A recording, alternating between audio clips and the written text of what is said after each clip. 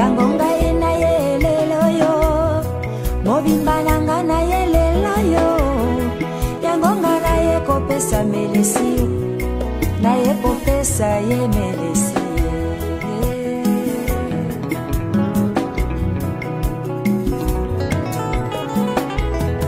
Weta ya kikobikisa ngai ye, alongolinga na via bosoto, alongolinga na bokangami ye, akomisinga ekelamu ya sika.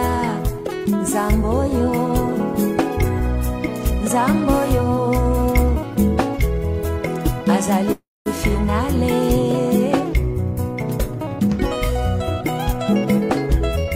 Tango nakotaki ba prison, ayaki kobimisanga, kutu na ye baki ata yete, talangolu monena salakinga, babengi yango faveur, asalakinga yango ofele, yango ngai na ye lelo yo, mobimba nanga na ye lelo yo, kopesa ye melesi ye, kozongisa matondi, matondi papa, matondi yaya, matondi Jésus yo. Mingi bakufi lelo yo, yo batelinga ye, pona pesaka yo merci ye, tika na kumisa yo lelo yo, tika na yembela yo lelo yo, tika na landa sendela na yo, nakobanga yo e.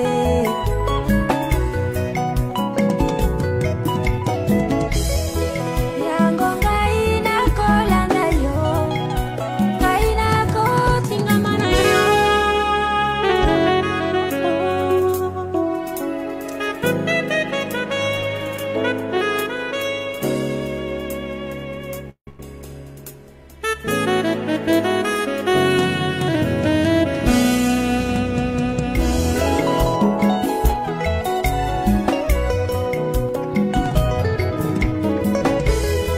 Le Créateur, le Tout-Puissant, l'étoile brillante du matin, regarde ce qu'il a fait de moi, une nouvelle créature. Dans 2 Corinthiens 5:17. Oh, Nzamboyo, Nzamboyo.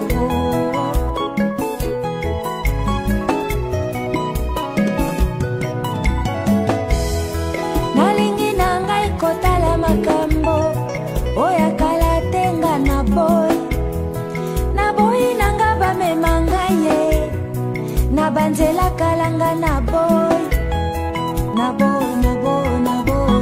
nangai, nalingi nalanda nanga kaka Jésus, natinga maeti suka, nazwa récompense nangai, bientôt ezali arrivé na ye, balobi nanga boye, Nzamba récupération makasi, a récupéré irrécupérable, ofandisinga na kiti ya royauté, pe alatisinga elamba ya pembe.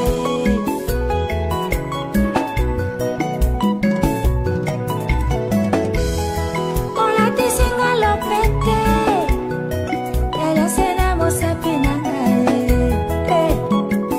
tatoyo, osimi motema nangae, akoyo,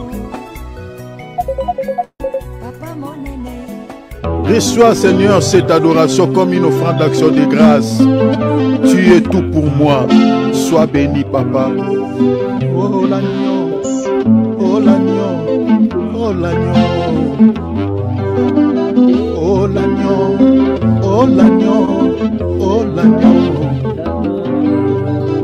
oh l'agneau, oh l'agneau, oh l'agneau.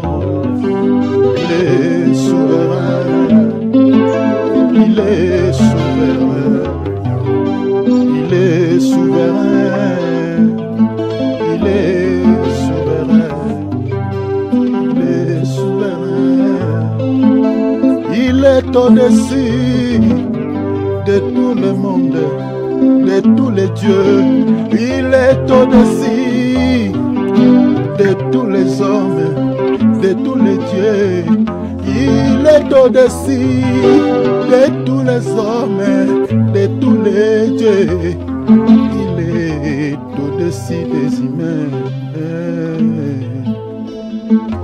Il est au-dessus de tous les hommes. Abrabo Sukarabashai. Yendebere Bradabosia. Magabosho. Le diable ne s'intéresse pas dans ce monde des païens parce qu'il sait qu'ils les appartiennent. Mais le diable s'intéresse à s'attaquer aux enfants de Dieu, à s'attaquer aux chrétiens, parce que ce sont des gens qui échappent à son contrôle. Le diable ne contrôle pas la vie des chrétiens. Quand il les cherche, il ne les trouve pas. Quand il cherche à les malmener, à les détruire, dans ses visuaires, dans ses miroirs, il ne les voit pas. Un vrai chrétien ne peut jamais être repéré par le diable. La Bible dit, il rôde comme un lion rugissant, cherchant qui il dévorera. Si on était facile à trouver, le diable n'allait pas chercher. Les sorciers n'allaient pas chercher. Mais puisque nous sommes introuvables, nous sommes difficiles à les repérer. La raison pour laquelle la Bible dit, utilise ces verbes. Il cherche qui il dévorera. La vie d'un chrétien n'est pas sur terre. Un vrai chrétien, toute sa vie n'est pas sur terre. Mais elle est cachée auprès de Dieu. Colossiens chapitre 3, verset 3.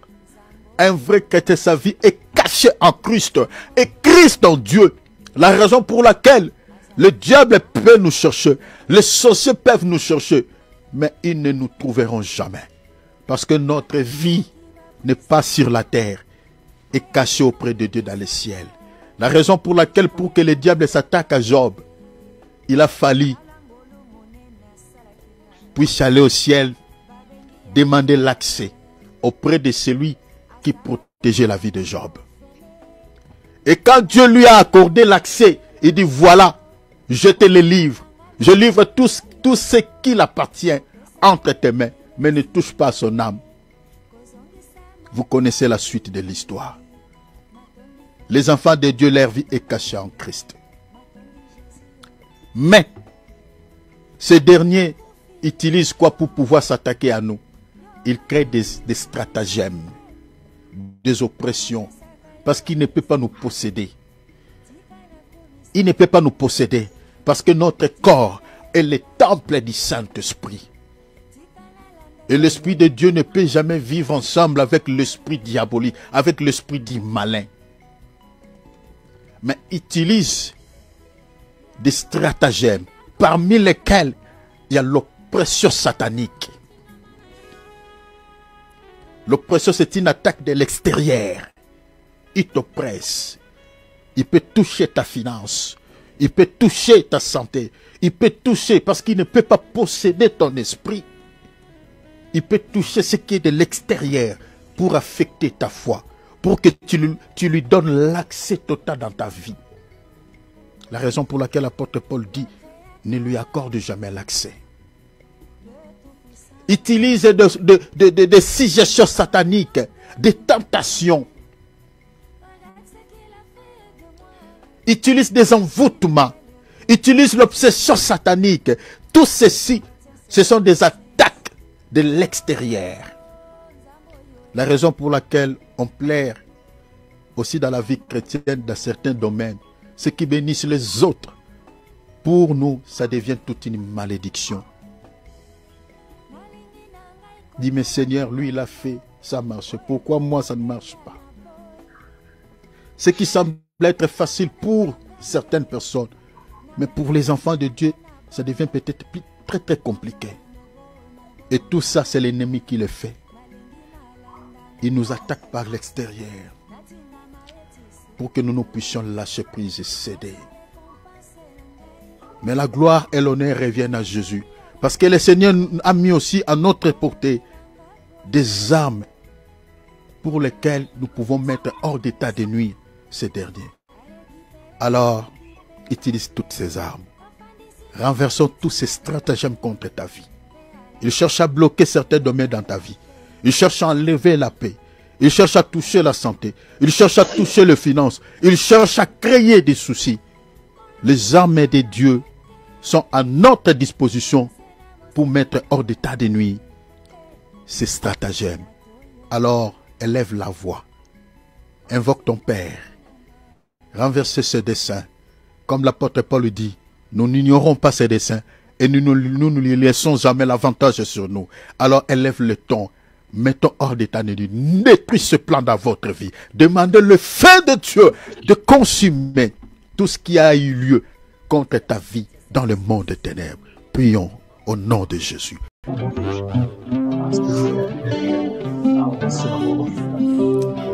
Kaniselanga, kaniselanga, kaniselanga Yahweh, oh, oh, oh. Alléluia. Kaniselanga, kaniselanga, kaniselanga, kaniselanga Yahweh. Oh papa, souviens-toi de moi, Jésus. Souviens-toi de moi. Souviens-toi de moi, papa. Souviens-toi de moi, Yahweh. Oh, souviens-toi de nous. Souviens-toi de nous. Souviens-toi de nous, Jésus. Souviens-toi de nous, papa. Oh.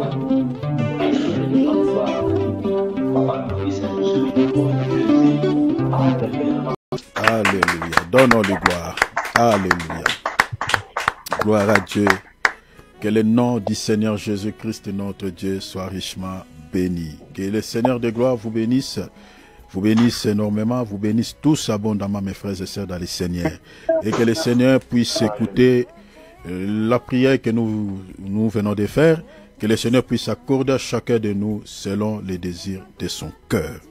Voilà, reçois cette bénédiction. Je sais qu'en ce mois de mars, le Seigneur ne te laissera pas comme ça.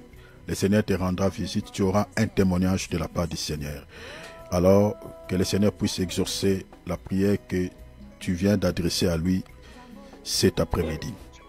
Au nom de Jésus-Christ. Voilà. Prenons nos Bibles, prenons nos calepins. Mettons nos micros comme d'habitude en mode silencieux. Restons en place aussi pour écouter la parole, s'il vous plaît. Nous sommes en train de partager sur 25 signes qui montrent que cette personne est une sorcière. Comme je l'avais dit, je ne cesserai de le reprendre via ce programme que nous ne sommes pas en train de faire la chasse aux sorcières. Mais nous sommes en train de nous révéler l'identité de ces individus pour ne pas être mal accompagnés dans la vie. Pour ne pas être mal accompagné. Parce que si la personne qui t'accompagne dans la vie est une personne sorcière, il va influencer ou elle va influencer ta vie de manière négative. Donc dans les échecs, dans des complications. Beaucoup de complications que nous avons souvent dans la vie viennent de la part de ces gens. Viennent de la part de ces gens. Donc, il faut faire très attention avec la personne avec qui vous partagez la vie, cette personne avec qui la personne qui t'accompagne dans la vie, il faut faire très très attention avec toute personne qui partage la vie avec toi. Donc, parce que le Seigneur nous exhorte dans Matthieu chapitre 10, verset 16, il dit, soyez prudents comme les serpents. Pourquoi il est dit? Le Seigneur dit, je vous envoie au milieu de loups. Donc vous êtes encerclés par des loups. Parce que la majorité des personnes qui nous entourent souvent, mes bien-aimés, c'est difficile de trouver peut-être 2, 3, 4 personnes. Si tu es environné par exemple de 10 personnes, parmi les 10 peut-être c'est 2 peut-être qui sont des bonnes personnes. Les 8 autres, tout ça. C'est souvent comme ça. Parce que le Seigneur dit, vous êtes environné de loups. Les bonnes personnes dans ce monde sont à chercher. En voyant seulement ce qui se passe dans ce monde, bien aimé, vous allez comprendre directement que les ivreux sont au grand nombre que de bonnes personnes. Je parle des gens qui ont la nature maléfique, c'est de Satan.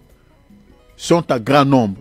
Même la personne que tu ne peux imaginer peut être ivrée, mais bien aimé, un jour à l'autre, le Seigneur va vous révéler son identité et vous serez surpris. Vous serez surpris. La raison pour laquelle nous sommes en train de faire cet enseignement, pour nous aider à identifier facilement la personne qu'on appelle sorcier ou tout sorcier. Le but de cet enseignement, c'est celui-là. Donc, pour nous aider à identifier tout celui qui est dans la sorcellerie. Donc, parmi ces 25 signes, si vous remarquez 5 signes, ne vous posez pas 2, 3, 4 questions, mettez-les à côté. Moi, votre frère tel que je suis là, je ne fais plus les yeux doux à une personne qui vit avec moi, qui partage la vie avec moi, qui manifeste certains fruits de la chair contre moi. Je ne fais plus les yeux doux. Donc, si je les remarque seulement, en tout cas, je ne le dirai même pas. Je vais créer la distance. Parce qu'on n'a qu'une vie, bien aimé. Si tu la perds, c'est fini. Vous voyez? Donc, on a reçu pas mal de coups, pas mal de déceptions dans la vie. Parce que on était, je peux dire, sentimental. Voilà, on ne tenait pas compte de l'identité des gens. On faisait entrer tout le monde dans nos vies comme ça. Et tu divulgues toutes les informations sensibles de votre vie à la personne. Et puis voilà. Et à la fin, c'est très compliqué. La personne commence à te compliquer la vie. Donc, faisons très attention avec les gens qui nous entourent. Les gens avec qui nous partageons la vie. Faisons attention. Il faut souvent avoir une vie d'intimité avec Dieu. Priez vraiment le Seigneur, que le Seigneur te révèle l'identité, l'état d'âme de la personne qui t'accompagne dans la vie. La personne qui te côtoie là. Je nous avais raconté l'histoire d'une servante de Dieu ici, qui avait une amie intime, qu'elle ne pourrait imaginer un jour à l'autre que cette dernière pouvait lui faire du mal. Après plusieurs années, après plusieurs temps, cet ami-là, cet ami intime, qui portait ses habits, qui mangeait ensemble avec elle, un jour à l'autre, elle avait poignardé cette dernière au dos. Et la servante de Dieu était stupéfaite. Elle se demandait, mais qu'est-ce que je t'ai fait? Et elle n'avait rien fait à son ami-là. Elle n'avait rien fait.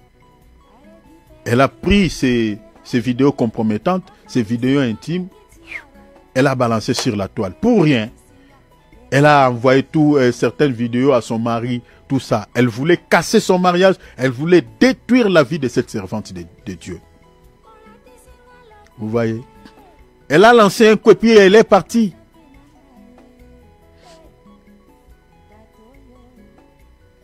Si tu as un ami sorcier, l'un des 4 matins, cher enfant de Dieu, il finira par te faire du mal. Il finira par te faire du mal. Moi, votre frère qui vous parle, je suis victime des amis comme ça. Pas un seul ami, mais des amis comme ça. Et là, le Seigneur m'a enseigné qu'il faut faire très attention. Vous êtes encerclés par des loups. La raison pour laquelle nous sommes en train de faire ces enseignements. Un sorcier, même si tu l'aides comment? Même si tu prends tout ce que tu possèdes, tu le donnes. Lui, ce n'est pas ça ce qui l'intéresse. C'est ta vie. Ce n'est pas ça. Tu peux lui donner de l'argent. Tu peux lui donner, je ne sais pas, les biens matériels. Tu peux l'offrir tout. Il dira merci. Voilà, tu es gentil envers moi. Voilà. Il sera content. Mais dans son cœur, tu n'as pas de place. Le cœur d'un sorcier ressemble au séjour de mort. C'est tout noir. C'est tout noir. L'objectif de tout sorcier, je l'ai dit, je le reprends. Jean 10 disent voler, détruire et tuer.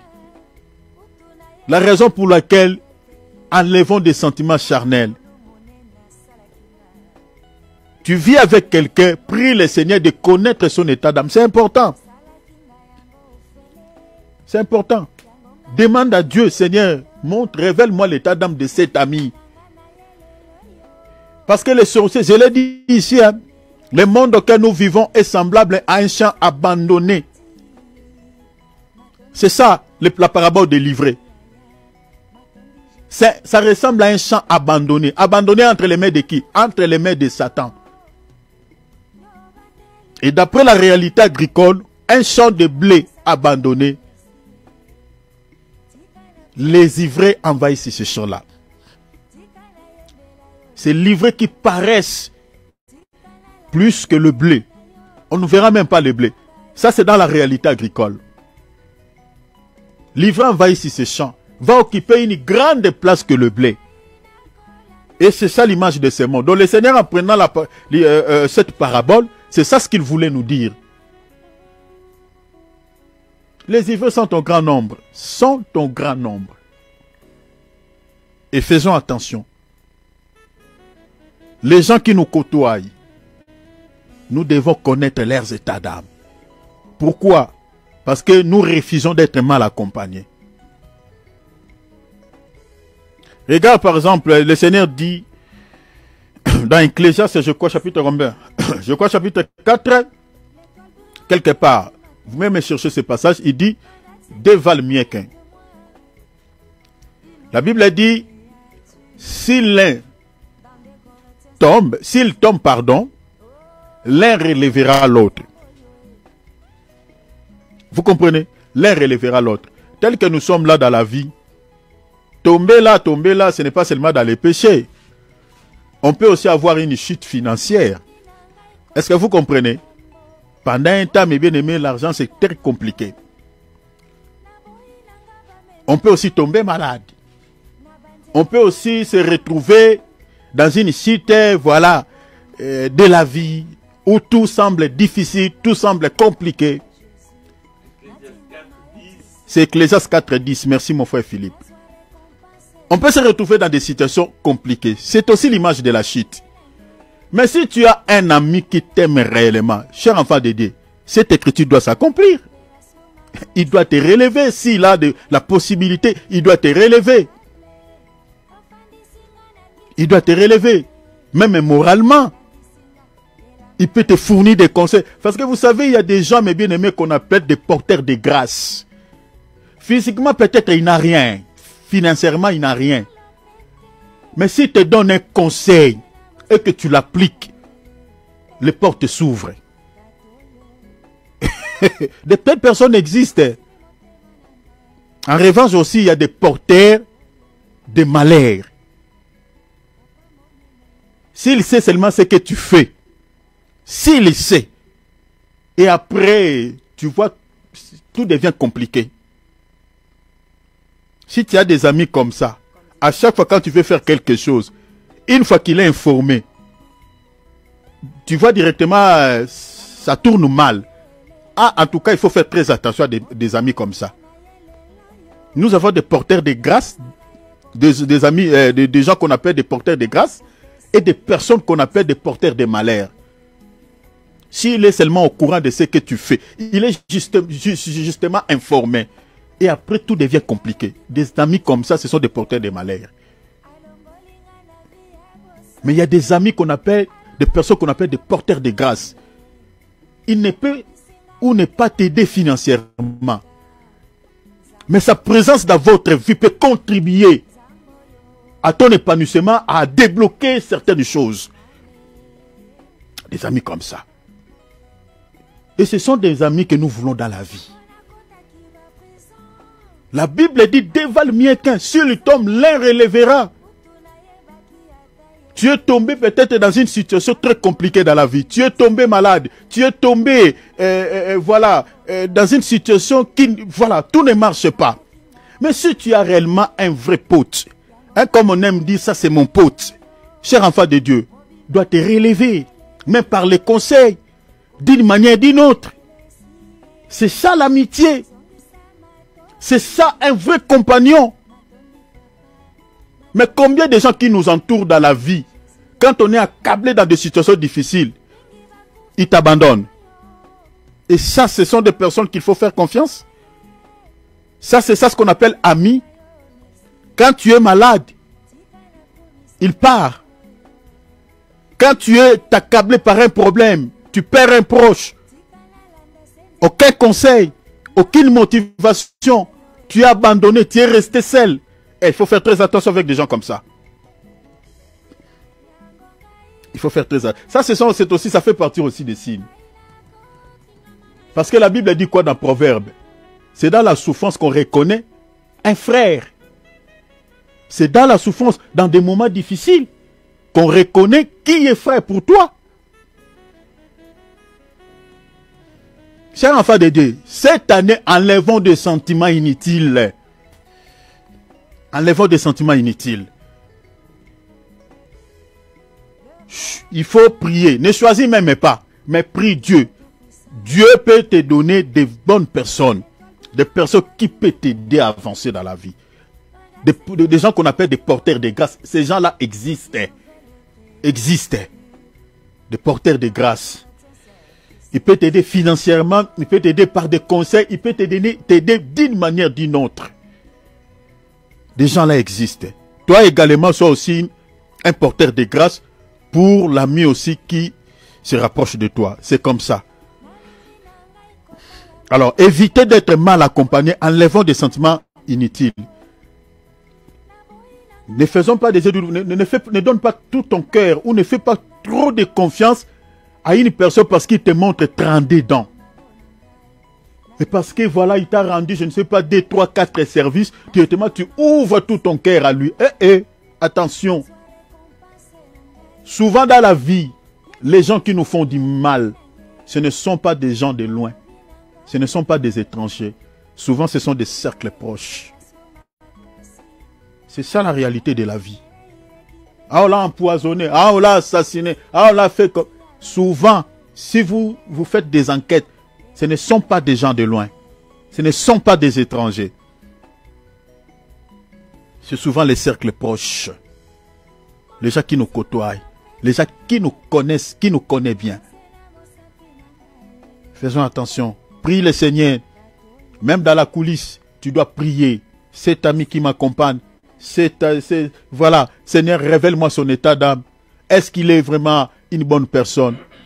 Seigneur, dis-moi quelque chose par rapport à son identité. Est-ce qu'il est la nôtre? Est-ce qu'il appartient au camp du Seigneur? Est-ce qu'il est le bleu ou il est ivraie? 25 signes qui montrent que cette personne est une sorcière. Parmi les indices que nous avons déjà partagés, qui démontrent qu'une personne est une sorcière, il y a premièrement la haine. On avait expliqué beaucoup de choses par rapport à cela. Le manque de pardon, la séparation ou la division. Ils aiment diviser pour mieux régner. L'inimitié. Ils travaillent aussi dans ce domaine. L'amertume. Le cœur des sorciers ressemble à une prison. Si tu le fais du mal, tu es emprisonné dans son cœur. Il te fera sortir que jusqu'à ta mort. Ou soit si lui il meurt. La vengeance. Les personnes sorcières ont toujours l'esprit de vengeance parce qu'ils ne pardonnent pas. Jusqu'à ce qu'ils vont se venger. Soit sur le plan spirituel, soit physiquement. La rise. La rise, c'est aussi, ça fait partie des stratagèmes des sorcières. Comme leur papa. Dans les jardins d'Éden, la Bible dit, le serpent était le plus rusé de tous les animaux du champ. La rise. C'est aussi l'outil des sorciers. Les mensonges. Si vous voyez quelqu'un qui aime tout le temps mentir, il faut faire très attention avec une telle personne. Il faut faire très attention. Les mensonges. Les mensonges. Les sorciers mentent comme ils respirent. comme Kagame et le président Kagame. Si vous regardez seulement ce que ce président-là a fait, même dans son propre pays, le président-là tue des gens comme il tue des animaux. Même un animal, on ne le tue pas comme ça. Et quand on lui demande, mais toi tu as commis des meurtres dans tel endroit, dans tel... Il ment. Il ment. Il a bâti son empire que par les mensonges. C'est ça ce qui approuve que son identité, il est sorcier. C'est pour dire il est sorcier. Je sais que beaucoup de dirigeants sont dans ça, mais lui vraiment, il a des cornes très très élancées. Le président Kagame est là. La sorcellerie est battue sur les mensonges. Les sorciers disent difficilement la vérité. Si vous avez un ami qui aime mentir, bien aimé, il faut faire très attention. Même votre propre enfant, il faut ouvrir grandement les yeux. Parce que la Bible dit le père du mensonge, c'est le diable. Jean chapitre 8, verset 44. C'est le diable. Le diable ne dit pas la vérité. La vérité n'est pas de lui. N'existe pas dans son cœur. Et les sorciers aiment trop mentir, même pour des choses de rien. Ils mentent. On avait partagé sur les mensonges. Il faut faire très attention. Les faux témoignages. Oh, les faux témoignages. Je nous avais dit ici que le contenu du faux témoignage, c'est la calomnie. La calomnie. Comme je l'avais expliqué ici. La calomnie, c'est chercher à faire du mal à une personne qui t'a rien fait. Dans la calomnie, en fait, dans la calomnie, il y a tout. Il y a la jalousie, il y a la haine, il y a tout. Il y a tout dedans. Tous les fruits de la chair que nous avons étalés ici sont tous liés. Sont liés. L'un l'autre sont liés. Les faux témoignages, le contenu du faux témoignage, c'est la calomnie. Le contenu de la calomnie, la haine et la jalousie. Pour rien comme ça. Peut-être parce que tu es beau, parce que tu es belle, Dieu t'a donné un peu la beauté. Voilà, vous voyez, la personne te déteste justement à cause de ta beauté. Comme je nous avais donné l'exemple de cette Américaine qui avait, une Américaine qui avait son amie. Elle était belle. Hein, Dieu l'a donné la beauté. Elle était admirée, voilà, partout où ils allaient, tout ça. Et un jour, son ami s'est décidé de détruire l'autre à cause de sa beauté. Vous voyez? La haine. Et de son absence, je ne crois pas qu'elle parlait du bien de son ami. Elle n'était pas fière de son ami. Elle parlait du mal de son ami. Et un jour, elle s'est décidée de pouvoir détruire son ami à cause de la beauté. Elle a pris l'acide de brute et l'a jeté sur le visage de son ami. Son ami a été brûlé jusqu'au troisième degré. Il a perdu son visage. Heureusement, Dieu, là où il avait fait poser cet acte, les caméras étaient là. On l'a appréhendé après. Il était condamné à la justice. Elle était condamnée plutôt à la justice. Vous voyez de telles personnes. Qu'est-ce que son ami l'avait fait? Rien du tout. Rien du tout. La beauté que Dieu lui avait donnée, c'est ça ce qui lui a causé du mal. Les sorciers sont comme ça. Faisons attention. Les faux témoignages. Si tu as quelqu'un qui aime te parler toujours le mal des autres, qui vient te raconter toujours la vie des autres, cher enfant de Dieu, et quand tu le parles, il parle toujours dans le sens un peu péjoratif. Il faut faire très attention avec des gens comme ça. Quelqu'un qui t'amène tout le temps des rapports, qui t'amène tout le temps des informations des gens. Et tu sais qui est elle, elle est comme ça. Et tu sais pas, il faut faire très attention. Les gens qui aiment faire des faux témoignages, les faux témoignages, c'est-à-dire salir la réputation des gens. Il faut faire très attention avec de telles personnes. Et notre dernier point que nous allons mettre un point virgule aujourd'hui, les rapportages. Les rapportages. En lingala songi, et panza makita, et oiseau. Souvent quand on dit un papa qui est oiseau, qui est rapporté, qui est songi, des fois on rigole. Comment toi tu es un homme, tu es comme ça? Et des fois on rigole. Il ne faut pas rire devant de telles personnes. La majorité des gens comme ça ont souvent la sémence de la sorcellerie.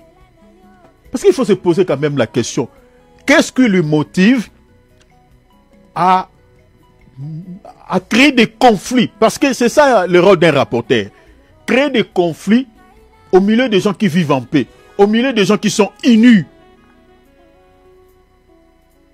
Qu'est-ce qui lui motive? Les gens sont soudés, vivent en amour. Mais toi, tu crées des histoires, tu crées des informations qui n'est pas bonne, qui n'est pas juste. Dans les tensions de s'aimer quoi? De s'aimer les conflits entre les deux amis qui s'entendent bien. C'est ça un rapporteur. Si tu vois quelqu'un qui te rapporte tout le temps, des nouvelles des gens, tout ça, des nouvelles, il faut faire très attention. Ce qu'il fait pour les autres, c'est que même quand toi tu n'es pas là, il fait la même chose. Parce qu'un rapporteur, qu'est-ce qu'il fait? Un rapporteur, quand il te raconte l'histoire de quelqu'un, quand il te rapporte l'histoire de quelqu'un, la première des choses, c'est qu'il fait, il change les détails, il modifie les informations, il modifie le propos de quelqu'un. Donc il va tout modifier, il va tout changer. Dans un seul objectif de créer quoi? De créer la conflit, de déranger ton cœur. Et quand toi, si toi tu n'es pas aussi sage, tu vas commencer à parler contre l'autre là, sans vérifier. Et du coup, lui il va récupérer parce qu'il va enregistrer et il ira chez l'autre pour aller dire que voilà, regardez ce que tel a dit, tel a dit, tel a dit au sujet de toi. C'est ça le rôle des rapporteurs. Un rapporteur, c'est un instigateur. C'est quelqu'un qui allume du feu, mais qui se cache. C'est quelqu'un qui est en train de créer des conflits, qui est en train de créer des querelles, des disputes entre les deux amis qui vivent ensemble. Mais lui se cache. Quand il est avec toi, toi tu penses que voilà, tout ce que toi tu dis, il garde les secrets. Qu'il t'aime. Et toi tu vas aussi lancer des bombes contre l'autre. Quand il ira chez l'autre là, il va encore aller là-bas, dire tout ce que toi tu as dit. Il va ajouter un peu de piment. Il va modifier tes propos. Et ton ami là, lui aussi il va lancer des bombes. À penser que voilà, comme il me dit tout ce que mon ami, ah vraiment le monde est, je ne sais pas, mon ami là, c'est ça ce qu'il dit. Et le monde, merci beaucoup, tu m'as sauvé la vie. Eh, oui, parce que je t'aime, hein. La raison pour laquelle je viens te dire, il faut faire très attention avec ton ami là. Les rapporteurs sont comme ça. Toi tu crois que comme il est avec toi là, tout ce qu'il te dit là, voilà, il t'aime. Alors que c'est faux. Et les gens sont en train de s'entretuer. La guerre commence et lui il se cache. Je nous avais dit ici, je connais une dame. Quand il te dit quelque chose, il souligne souvent en disant, c'est entre nous. Ne dis à personne. C'est entre nous. Ne dis à personne. Et là, il commence maintenant à dire tout. Regarde, il est comme ça, il est comme ça, il est comme ça. Moi, personnellement, je connais une dame comme ça. Donc, quand il te raconte une histoire de quelqu'un, il te prévient déjà, il te dit que ne dis à personne. Pour te rassurer que lui ne dira à personne. Alors que c'est faux. C'est une instigatrice. Donc quand il te dit comme ça, toi il te rassure que même si toi tu vas dire n'importe quoi sur lui, moi je ne dirai rien. Alors que c'est faux. Maintenant quand toi tu vas commencer à parler, oh, je vois un peu la connexion, gloire à Dieu. Donc quand toi tu vas commencer à parler contre l'autre là, elle va enregistrer. Et quand elle ira chez l'autre là, elle dira la même chose. C'est entre nous, ne dis à personne. Et là, elle commence à bombarder. Et quand toi, tu vas maintenant répliquer en parlant. Ah bon? C'est ça ce qu'il a dit au sujet de moi. Elle enregistre. Et vous allez voir après, les deux amis commencent à s'entretuer. Alors que celui qui a allumé le feu, c'est elle. Et là, elle vient, elle peut venir comme, comme on dit, comme un prêtre de l'église catholique, hein, des menteurs encore. Tout ça pour calmer un peu la tension. Voilà, vous êtes des amis, il ne faut pas s'entretuer, voilà tout ça. Cher enfant de Dieu, comment, ici je vous donne déjà un indice, hein, comment tu peux détecter un rapporteur? Quand tu vois quelqu'un qui vient te raconter des histoires au sujet d'une personne que vous vivez en paix, que vous partagez la vie ensemble, il vient te dire des histoires qui te touchent au cœur contre cet ami-là, contre la personne avec qui tu fais tellement confiance. Vous vivez en paix ensemble et qu'on vient te rapporter quelque chose contre ton prochain. Cher enfant de Dieu, il faut aussi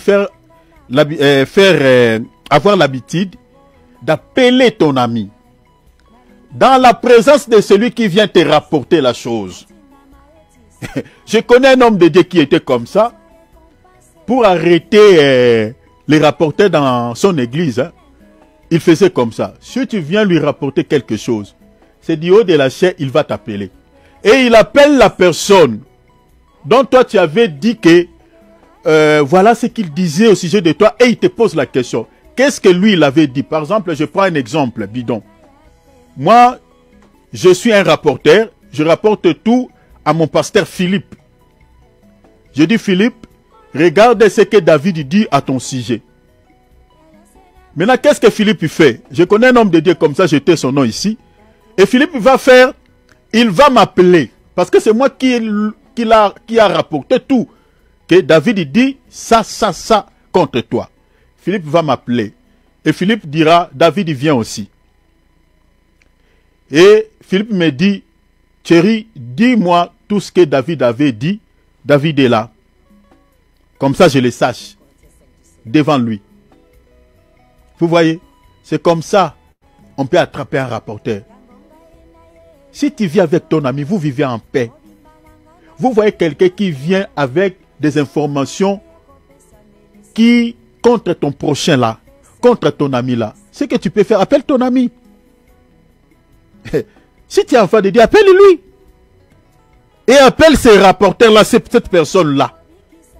Répète ce que tu m'avais dit devant lui, parce que je vais le savoir. S'il est sincère, si réellement ton ami avait dit ça, il va répéter. Il va répéter. Devant lui.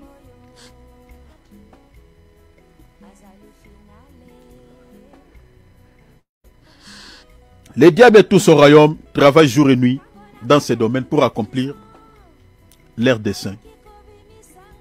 Comme il est décrit dans Jean 10:10, les rapportages. J'avais dit ceci, par définition, qui est un rapporteur? Un rapporteur, selon la Bible, est une personne malveillante. Ça, c'est de 1. Vous voyez déjà, hein? C'est une personne malveillante. Dont la mission est de détruire quoi? L'unité en sémant 1. Le conflit. 2. Le dispute. 3. Les querelles. 4. Et la division. Vous comprenez? Parmi ceux qui vivent ensemble et sont unis. Comme par exemple des amis, des couples, des familles, des collègues, etc. etc. Je réponds pour ceux qui écrivent. Je dis, qui est un rapporteur selon la Bible?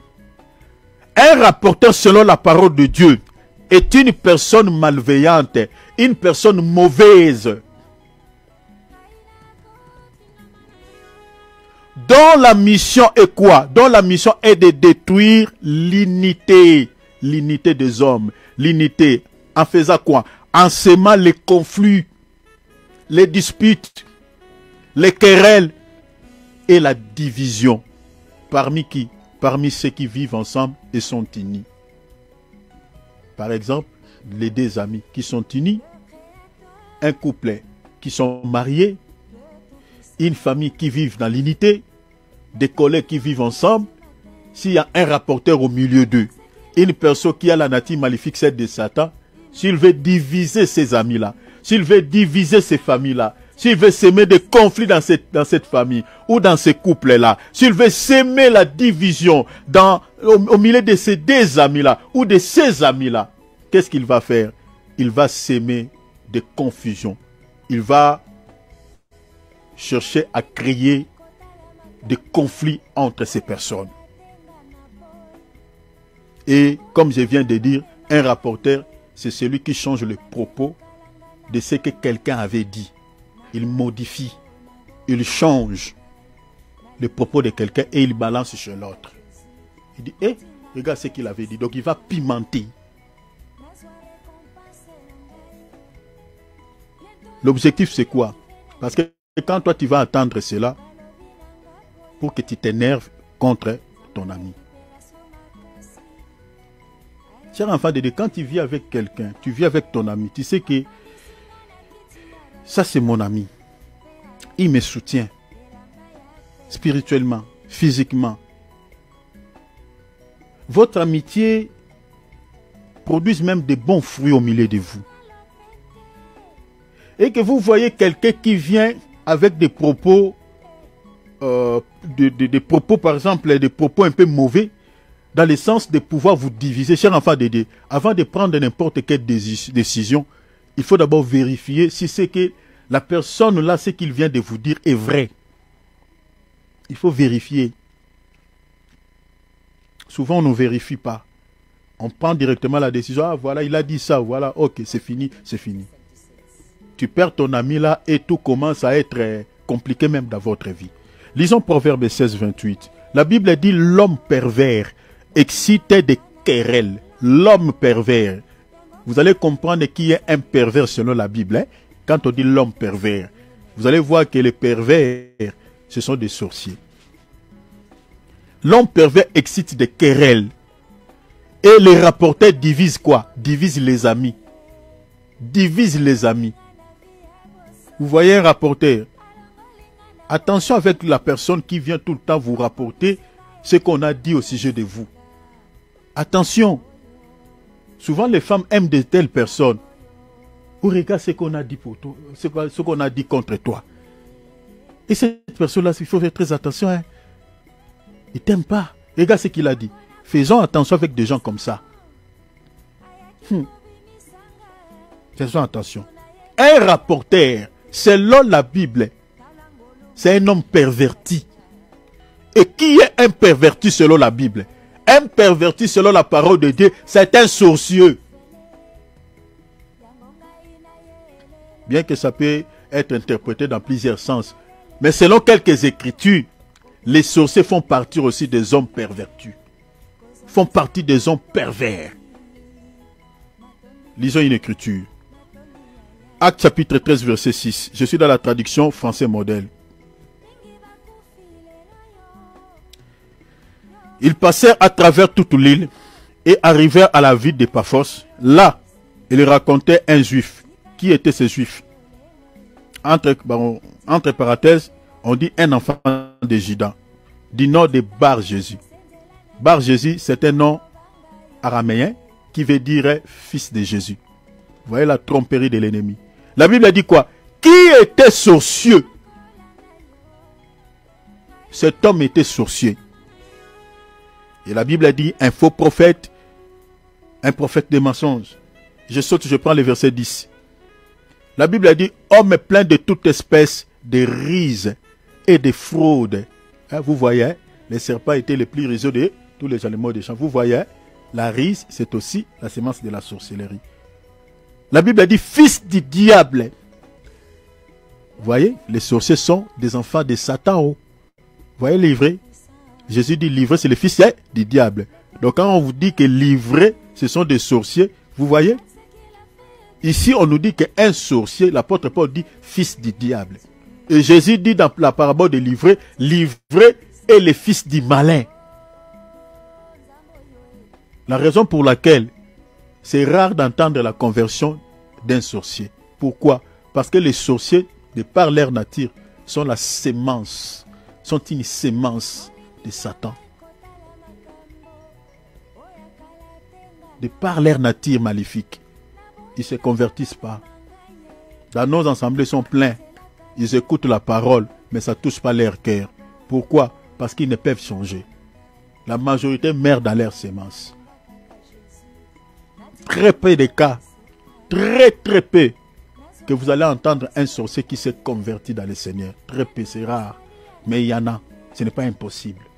Mais c'est rare. Mais la majorité, à 95%, meurt dans la sorcellerie. Donc vous voyez ici, l'apôtre Paul confirme, rejoint ce que le Seigneur avait dit dans Matthieu chapitre 13. Que livrés sont les fils du diable. Et l'apôtre Paul s'adresse à ces sorciers qui s'appelaient Élimas. Il dit, tu es fils du diable.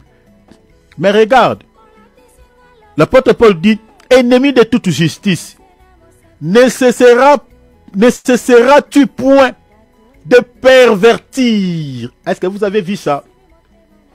Tout à l'heure, on a lu, on dit quoi? Un pervers, homme pervers, crée des querelles et la division, il divise les amis.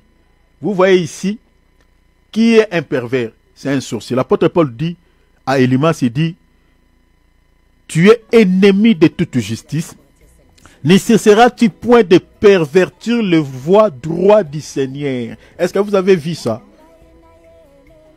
Donc, un homme est pervers. Quand on parle des hommes pervers, les sorciers font partie des hommes pervers. Parce que leur but, quoi? C'est de pervertir la voie du Seigneur. Et la Bible dit quoi? Des hommes pervers créent des querelles. Vous comprenez? Donc, la majorité des rapporteurs, comme on vient de dire, sont des sorciers. La majorité. Parce que c'est un fruit de la chair. Voilà. Le diable aime travailler dans ce domaine pour créer des tensions. Là où il y a l'unité, là où l'unité règne, là où les gens vivent ensemble. Pour mieux travailler. Alors comme je viens de dire, un rapporteur est une personne malveillante, rapporte ce qu'un autre aurait dit sur toi en exagérant. Vous comprenez? Il va exagérer un tout petit peu. Toi, tu as parlé peut-être, tu as dit peut-être 3 mots. Lui, il va rajouter encore 2 mots. Ça fait 5. Il va exagérer. Et il modifie, en modifiant les propos, pour créer quoi? Pour créer un conflit, comme je viens de dire tout à l'heure. Alors, Proverbe chapitre 16, verset 28, la Bible dit, l'homme pervers, remplacer déjà l'homme pervers par un sorcier, excitait des querelles. La Bible dit, excite des querelles, et les rapporteurs secrets, et les rapporteurs, quoi? Causaient des divisions. Cause des divisions. Mais retenez encore un élément ici. Suivez-moi ici très bien, chers enfants de Dieu. Dans la Bible, les gens qui causent des divisions sont des personnes sans Dieu et sans l'Esprit de Dieu. Retenez. Si vous voyez quelqu'un qui aime semer des divisions, même dans nos assemblées, nous avons ce genre de personnes qui balancent à gauche, à droite pour diviser. Retenez, je vais vous donner une écriture noire, c'est bien, vous allez voir ça. Regardez la division qui règne dans nos familles. Hein? Regardez la division qui règne au milieu de nous. Vous voyez quelqu'un qui vient là, il commence directement, voilà, à créer des soucis, à créer des conflits. Voilà, regarde ce que l'autre avait dit au sujet de toi. Regarde ce qu'il a dit, tout ça. Il vous crée des conflits inutiles. Les gens qui créent ce genre de choses, qui créent des divisions là où il y avait l'unité, là où les gens vivaient en amour. De telles personnes, je vous dis que ce sont des sorciers. Et selon la parole de Dieu, ce sont des gens sans Dieu, sans l'Esprit de Dieu. Lisons une écriture. Jude chapitre 1er verset 19. Ce sont de tels gens qui causent des divisions. Je suis dans la traduction Semer, hein, qui causent des divisions, des gens sans Dieu, qui n'ont pas l'Esprit. Est-ce que vous voyez ça? Oh, un sorcier, c'est quelqu'un qui est sans Dieu. C'est quelqu'un qui n'a pas l'Esprit de Dieu. Donc, selon cette écriture de Jude, un sorcier, c'est quelqu'un qui est sans Dieu, c'est quelqu'un qui est sans l'Esprit de Dieu.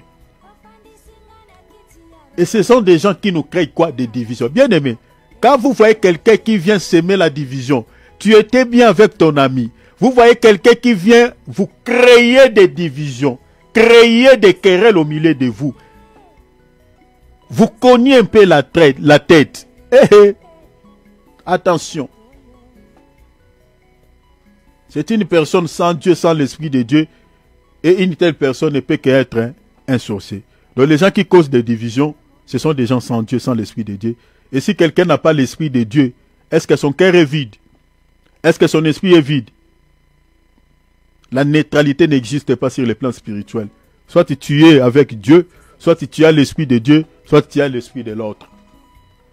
Vous comprenez? Or, les gens sans Dieu, sans l'Esprit de Dieu, dans ce monde, ce sont des païens. Et parmi les païens, nous avons des sorciers.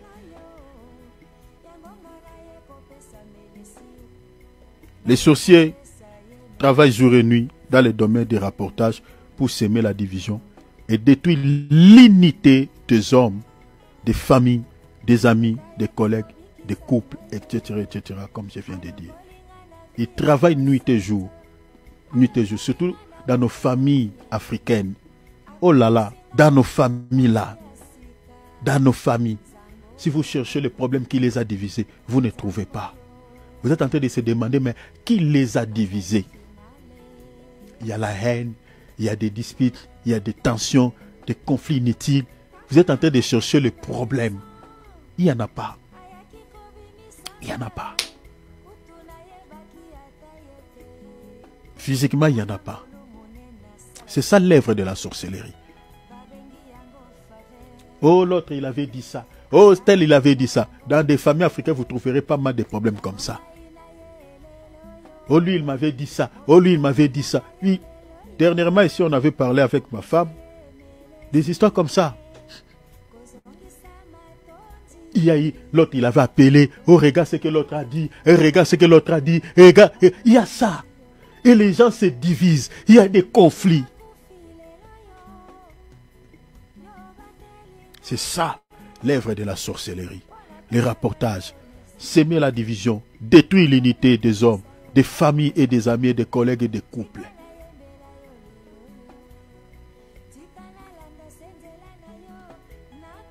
La Bible nous met en garde contre les personnes qui sèment la discorde, là où règne l'unité.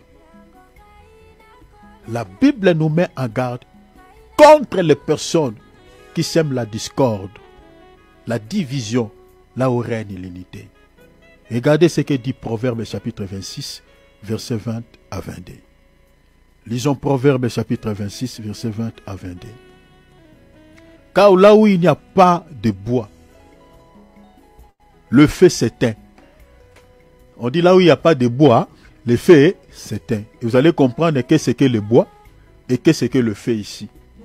On dit là où il n'y a pas le bois, le feu s'éteint. Qu'est-ce que Salomon voulait nous dire ici? Regarde. Il dit maintenant, et là où il n'y a pas de rapporteurs, les querelles cessent. Ah, vous comprenez? Donc le bois ici, c'est les rapporteurs. Et le feu, c'est les querelles. Donc si vous vivez dans un endroit où il n'y a pas un rapporteur, les gens vivront en amour. Il n'y aura pas de querelles. Il n'y aura pas de disputes. Mais si vous trouvez des querelles, les gens vivent dans les querelles. Si vous vivez dans certaines familles, les gens vivent dans des disputes. Il y a des conflits au milieu des gens. Bien aimés, vérifiez bien. C'est qu'il y a des bois quelque part. C'est qu'il y a des rapporteurs. Est-ce que vous avez compris cette écriture? La Bible dit, là où il n'y a pas de bois, le feu s'éteint. Et Salomon explique ce qu'il voulait dire par rapport à cette illustration. Là où il n'y a pas les rapporteurs, la querelle cesse. Donc nous comprenons par rapport à cette écriture que toutes les querelles que nous retrouvons dans nos familles, les disputes, les divisions, des conflits que nous avons dans nos familles, parce qu'il y a des rapporteurs. Alors qui sont-ils les rapporteurs? C'est des sorciers. Parce que leur mission, c'est ça. Salomon continue, dit, comme le charbon est pour les charbonnières, et le bois pour le feu, ainsi l'homme de discorde pour enflammer les querelles.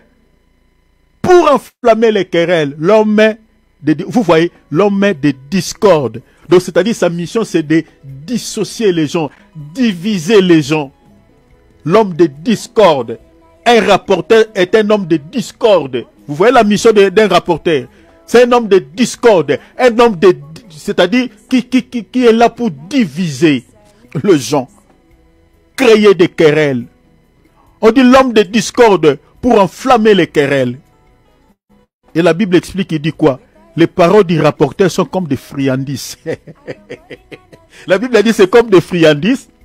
Elles descendent dans le fond de l'âme. Oh mon Dieu. Vous voyez ce qui alimente la colère quand un rapporteur, quand quelqu'un te rapporte ce que l'autre a dit au sujet de toi.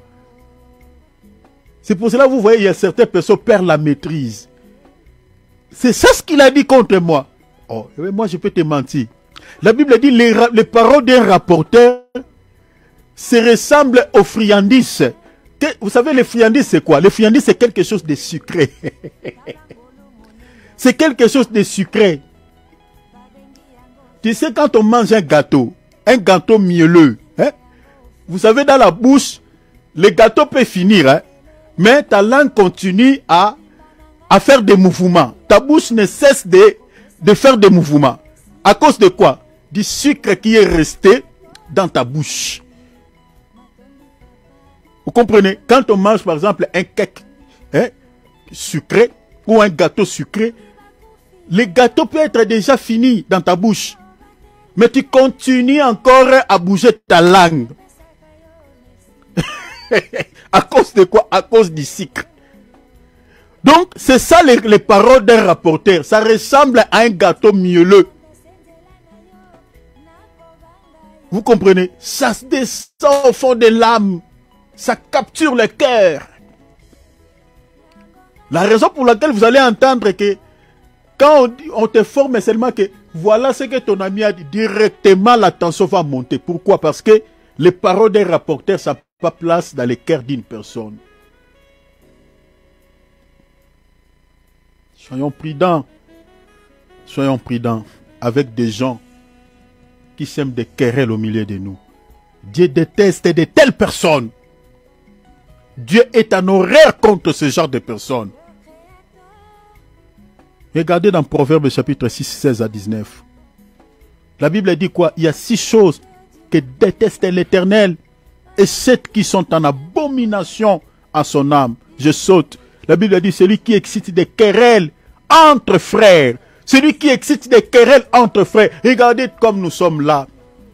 Je vis avec mon frère David, je suis avec mon frère Philippe, je suis avec mon frère Alex, je suis avec maman Brigitte. Nous sommes là, nous sommes des frères, des sœurs, Michael, tout le monde. Mais vous voyez quelqu'un qui vient au milieu de vous. Vous sémez des querelles.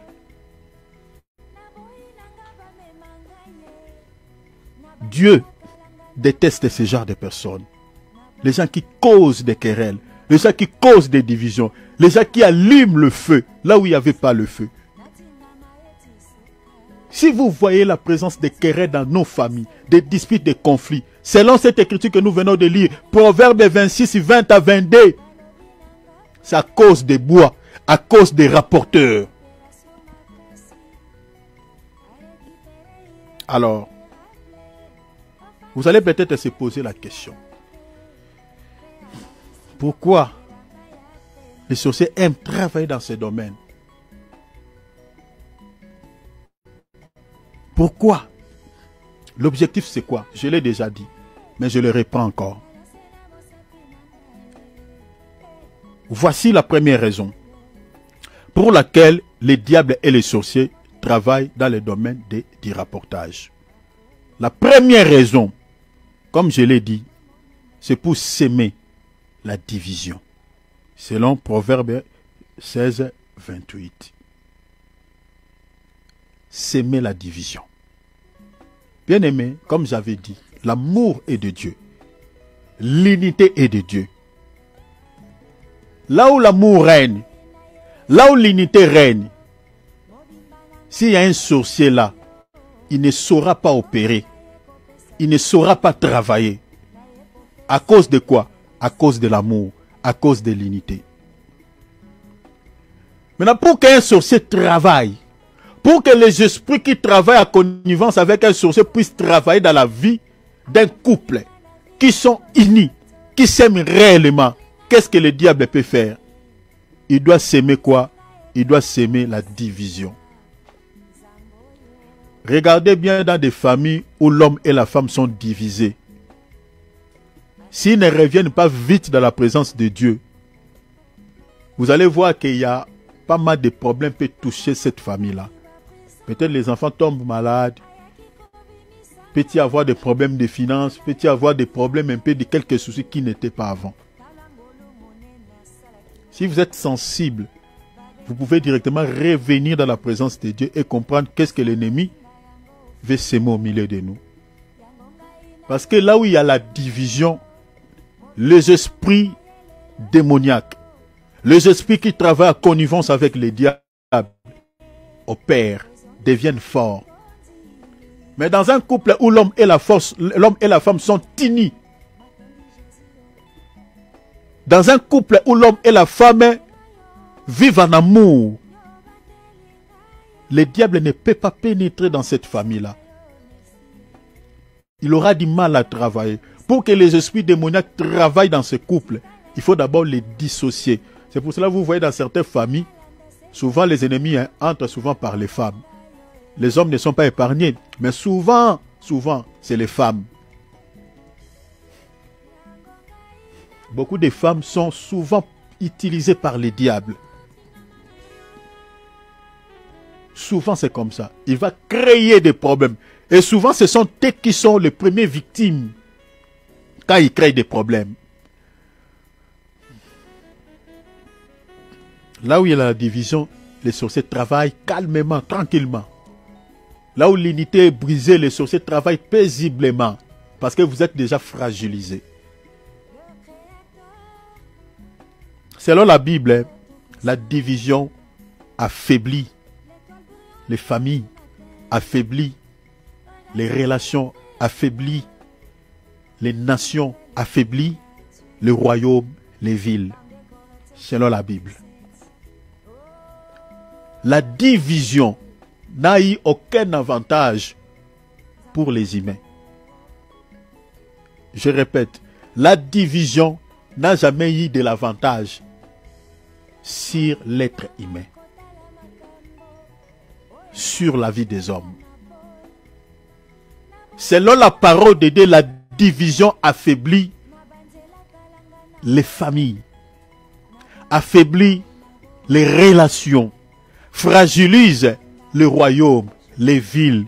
Vous savez, regarde comme nous, aujourd'hui au Congo.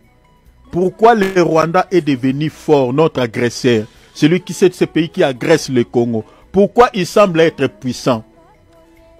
Parce que parmi les stratagèmes de Kagame, il a utilisé certains Congolais. Il nous a infiltrés. Vous comprenez? Il a brisé d'abord l'unité entre les Congolais eux-mêmes. Vous comprenez? On a corrompu certains Congolais. On a payé certains Congolais. On a brisé, on a sémé l'inimité entre les Congolais. On vous a divisé. La raison pour laquelle vous voyez que la ville de Goma est tombée, la ville de Butembo est tombée, certaines villes sont prises. À cause de quoi? Parce qu'on a utilisé certains Congolais, on vous a divisé. C'est ça le mode opératoire de Satan et de tout son royaume.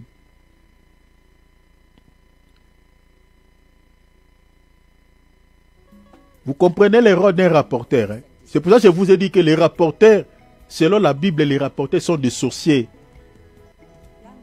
Les gens que vous aimez appeler la papa Songi Songi, maman et Wasso, il faut faire très attention avec de telles personnes. Il ne faut pas rire devant de telles personnes. Souvent, ce sont des gens qui sont dans la sorcellerie.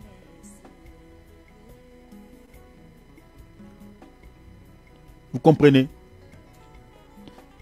Parce que les rapporteurs, son rôle, c'est de diviser. Diviser les gens, diviser les gens qui vivent en amour, diviser les gens qui vivent en l'unité, qui vivent ensemble. Et la division selon la parole de Dieu fragilise les familles, fragilise les mariages, fragilise le royaume, fragilise les familles, les villes, les relations entre les deux amis. Je vous donne une écriture, lisons. Matthieu 12, 25. Matthieu 12, 25. Regarde. Tout royaume divisé, souligné, divisé, la division. Tout royaume, on parle d'un royaume. Mais vous pouvez remplacer le royaume ici par la ville, par la famille, par les amis. Tout royaume divisé, la Bible a dit, contre lui-même est dévasté. Vous voyez, hein? Tout royaume divisé contre lui-même est dévasté. Et la Bible a dit, toute ville, ou maison, ou famille, divisée contre elle-même, ne peut subsister. Chers enfants de Dieu, vous êtes dans un couple. Évitez avoir des conflits entre l'homme et la femme. Ça n'aura aucun avantage pour vous. Ça n'aura aucun avantage sur vous. Mais par contre, ça va accorder l'avantage à vos ennemis, aux sorciers, aux démons, aux esprits qui cherchent à casser votre mariage ou à vous détruire. Vous êtes dans un couple. Cherchez toujours comment est-ce qu'il peut y avoir des problèmes. Mais il faut chercher toujours la manière dont vous pouvez régler ces problèmes, à continuer à rester unis sur le plan spirituel, à prier Dieu, pour ne pas ouvrir des portes au diable, surtout si vous avez des enfants. C'est ça ce que dit la Bible. Ça c'est la parole du Maître, la parole du Seigneur. Le Seigneur dit tout royaume, remplacez le royaume par la famille. Toute famille divisée contre elle-même est dévastée. C'est ça la réalité que nous retrouvons dans nos familles. Pourquoi nous, dans nos familles, nous sommes faibles, nous sommes fragiles? À cause de quoi? À cause de l'inimitié, à cause de la division, parce que nous sommes séparés, nous sommes divisés. La division n'a jamais eu l'avantage, sur la vie de l'homme, sur la vie des gens. Là où la division règne, les gens sont faibles. Et le diable, sachant cela, les sorciers, sachant cela, ils travaillent dans ce domaine-là.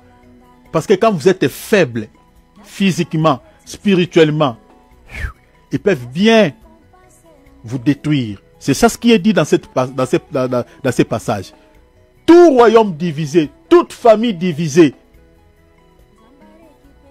La Bible dit quoi? Contre elle-même ou contre lui-même est dévasté, est détruit.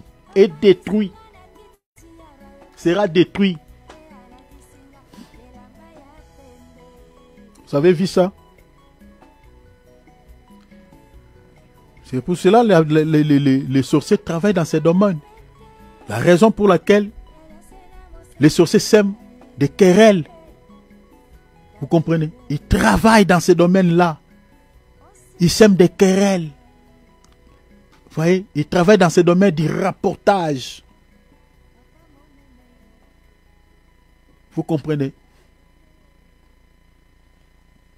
Voici la deuxième raison.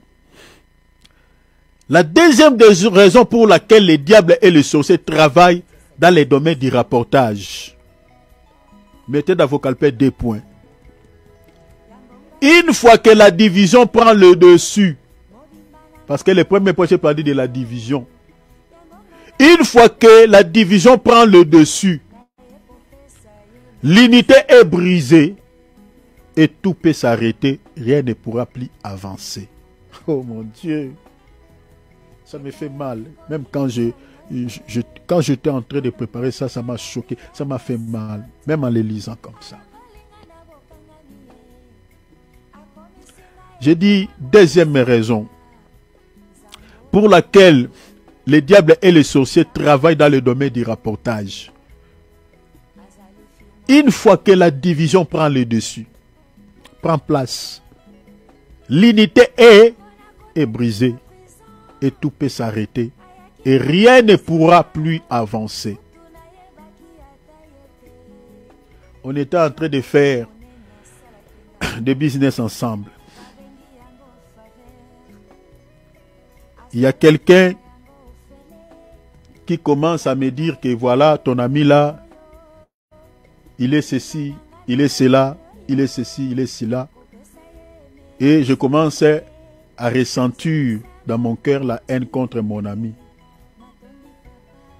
Et il part chez mon ami, il dit aussi, il change de propos, il dit, regarde ce que ton ami l'a dit, il a dit ceci, il a dit cela. Et mon ami commence aussi à me regarder comme un chien. Et directement, on était ensemble, on faisait le business ensemble, à cause de ces conflits, à cause des disputes, à cause de l'inimitié maintenant qui est entrée entre nous. On ne pourra plus travailler ensemble, on ne pourra plus continuer à faire le business ensemble et tout peut s'arrêter. Je connais un couple. Ils avaient acheté une maison ensemble. Ils s'aimaient réellement, ici en France. Après quelques temps, il y a eu l'inimité qui est entrée. L'agent causal, c'était le membre de la famille, je crois, de la femme, qui ont sémé un peu quelque chose entre eux. Alors que le plan de l'ennemi, c'était quoi? De les séparer. Mais on commence à diaboliser d'abord l'homme, tout ça. Alors que le couple vivait en amour, ils avaient même acheté une parcelle ensemble. La femme travaillait, l'homme aussi travaillait. Ils avaient mis tous de l'argent. Ils ont acheté leur parcelle. Maintenant, quand la division a pris le dessus, et qu'est-ce qu'ils pouvaient faire? L'unité brisée ne pouvait plus continuer de vivre ensemble. L'homme et la femme se décident de se séparer. En se séparant, il faut faire quoi? Il faut également vendre la parcelle. Chacun doit récupérer son argent. Et tous les projets qu'ils avaient ensemble se sont arrêtés. Au moment où je parlais, cette femme-là pleure. Parce qu'après, elle a compris qu'elle a été, poussée à se séparer avec son mari. La femme pleure. Vous voyez, la division. Une fois que la division prend place, prend le dessus, l'unité est brisée et tout peut s'arrêter. C'est pour cela qu'il faut faire très attention. Chers enfants de Dieu, vous vivez ensemble avec quelqu'un. Vous êtes unis. Vous êtes en train de réaliser des projets. Et les choses marchent. Faisons attention avec les gens qui viennent vers vous dans l'objectif de pouvoir vous séparer. Il faut être très prudent. Il faut être très prudent. Il faut être très prudent. Parce qu'une fois que la division prend le dessus, l'unité est brisée. Tout peut s'arrêter. Les projets peuvent être abandonnés. Les mariages peuvent être rompus. Les fiançailles peuvent prendre fin. Le travail peut s'arrêter. Tout peut s'arrêter. Il y a des mariages qui sont cassés, comme je viens de dire. Qui sont cassés.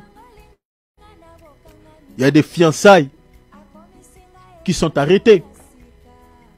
Je connais le cas d'une sœur. À la veille du mariage, ils avaient déjà distribué des invitations aux gens. Mais après, l'homme, il avait peut-être entendu certaines choses au sujet de la sœur. Et l'homme s'est décidé de ne plus continuer. Il a arrêté les fiançailles. Il a arrêté les mariages. Les rapporteurs, ils travaillent jour et nuit pour l'intérêt de l'ennemi. Regardez, vous allez comprendre cela. Regarde, vous allez comprendre que la division n'est pas une bonne chose. Chers enfants de Dieu, si nous sommes réellement enfants de Dieu, restons unis. Vous allez comprendre pourquoi je parle de l'unité. Genèse chapitre 11, versets 6 à 9. Je suis dans la traduction Campo 1923. Vous pouvez lire avec vos traductions, il n'y a aucun souci. Genèse chapitre 11, versets 6 à 9. Je finis ce sujet et puis la semaine prochaine, je parlerai d'un autre sujet. Je finis, accorde-moi quelques minutes. Et Yahweh dit, voici, ils sont un seul peuple, retenez. Ils sont un seul peuple, unis. Unis. Tout à l'heure, on a dit que la division affaiblit quoi? Fragilise des peuples, fragilise des nations, fragilise des royaumes. Mais ici, la Bible nous dit, ce peuple était un seul peuple, uni. La Bible dit, et ils ont pour tous, et la Bible dit, ils ont pour eux tous une même langue. Ils parlaient tous une même langue. Je reviendrai pour expliquer cela, mais soulignez cela. Ce qui faisait de sorte qu'ils soient ensemble, qu'ils soient unis, la Bible nous donne encore un petit détail parce qu'ils parlaient aussi une même langue. Il y a un pourquoi. On reviendra, je vais revenir là-dessus pour expliquer quelque chose, mais avançons. La Bible dit, et cet ouvrage était le commencement de leurs entreprises. Maintenant rien, j'ai sauté, la Bible dit, maintenant rien ne les empêchera d'accomplir leur projet souvenir. Parce qu'ils étaient unis, ils ont entrepris de réaliser quoi? Un projet. Et vous connaissez le projet de la tour de Babel. Verset 7. Qu'est-ce qu'il dit? Allons descendons. Là maintenant, qui dit allons descendons? C'est l'Éternel. Parce qu'il veut maintenant les séparer. Il veut que ces projets s'arrêtent. Mais quelle est la méthode que Dieu va prendre ici pour séparer ce peuple qui est uni, qui ont projeté de réaliser quelque chose? Il dit, allons descendons, et là même, confondons leur langage. Vous voyez, la première des choses que Dieu dit de faire pour pouvoir les diviser, il faut confondre leur langage. Bien aimé, vous savez, dans la vie, même dans un couple, je ne sais pas pourquoi aujourd'hui je parle souvent pour les mariés, même dans un couple, si l'homme et la femme ne parlent pas le même langage, le couple là aura tous les jours des discussions, des problèmes. Parce que l'unité ne peut pas avoir lieu, chers enfants de Dieu, si vous ne parlez pas une même langue, si vous ne parlez pas le même langage. C'est ça la force de l'unité. Si l'homme et la femme ne parlent pas le même langage, il y aura des tendances, des disputes, des conflits. Voilà. Ce couple-là ne sera pas uni. Même dans nos familles. Pourquoi aujourd'hui l'église du Seigneur est divisée? À cause des divergences, parce qu'on ne parle pas le même langage. Et c'est ça ce qui a donné naissance aux fausses confessions religieuses. Le diable a saisi cette occasion. Donc Dieu, pour les diviser ici, pour que leur projet s'arrête, il faut d'abord quoi? Leur retirer la langue. Qui ne parle plus les mêmes langues. La même langue. Que chacun puisse parler à sa propre langue. À sa propre langue plutôt. La Bible a dit, allons descendons et là même confondons leur langage. De sorte qu'ils n'entendent plus les langages les uns les autres. Verset 8. C'est ainsi que Yahweh les dispersa. Vous voyez, puisqu'ils ne pouvaient plus parler la même langue, le Seigneur les a fait quoi? Ils se sont dispersés. La Bible dit, et là, dispersa de là sur la face de toute la terre. Maintenant, regardez. Maintenant, puisqu'ils sont dispersés, comme ils ne parlent plus le même langage, ils vont continuer les projets. Non, même les projets s'arrêtent. La Bible dit, et ils cessèrent de bâtir la ville. Vous voyez? Ah, vous voyez, hein? La division n'a jamais eu l'avantage sur la vie de l'homme. Jamais. Chers enfants de Dieu, si vous êtes ensemble, vous êtes en train de faire des projets et que les projets réussissent, chers enfants de Dieu, priez Dieu, restez ensemble, restez unis. Restez unis. Parce que le but de l'ennemi, La mission du diable et des sorciers, là où l'unité règne. Parce que le diable connaît la force de l'unité.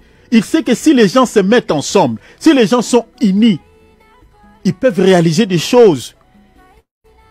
Ils peuvent progresser dans la vie. Ils peuvent se donner des idées. Est-ce que vous voyez cela? Le diable connaît tout ça.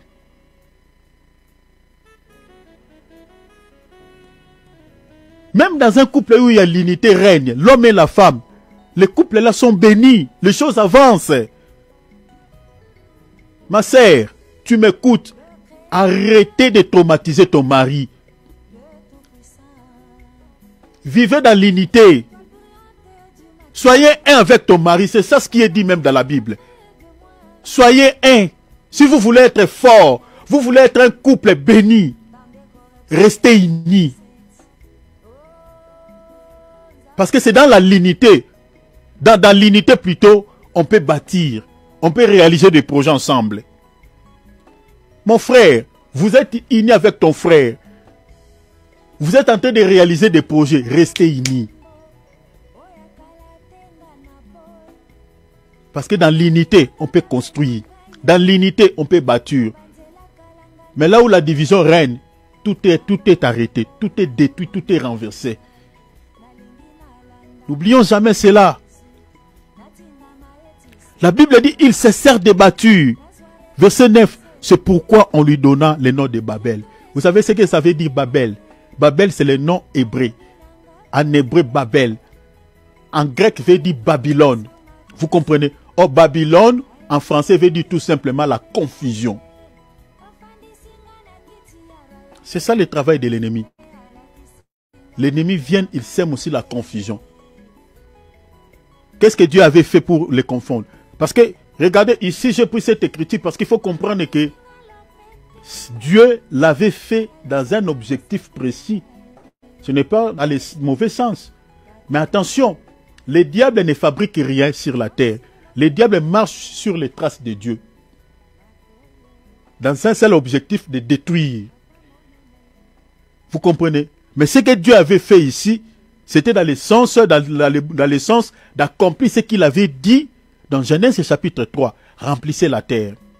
Mais il voulait marcher en contre de la volonté de Dieu. Il ne voulait pas, voilà, remplir la terre. Il voulait rester unis dans un seul lieu. La raison pour laquelle Dieu les a dispersés pour que la terre soit peuplée. Ça, c'est de manière d'abord littérale. On peut expliquer aussi d'autres choses sur le plan révélationnel. Mais quand le diable regarde la manière dont Dieu fait les choses, le diable peut récupérer cette idée et puis il commence à détruire des vies. Et aujourd'hui, c'est ça la réalité que nous retrouvons dans la vie des hommes. Les gens sont divisés à cause des rapporteurs. Des familles sont fragilisées. Des amis sont fragilisés. Les relations sont fragilisées. Les couples sont fragilisés. À cause de quoi? À cause des divisions. Et quand on est divisé, c'est difficile de construire quelque chose de bien ensemble. Babel, la confusion. La confusion. Souffrez un peu, je vais terminer dans quelques minutes.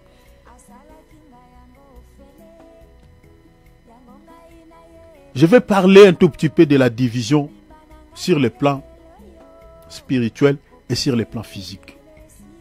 Qu'est-ce que la division peut causer sur le plan physique et sur le plan spirituel? Je vais parler encore de quelques causes.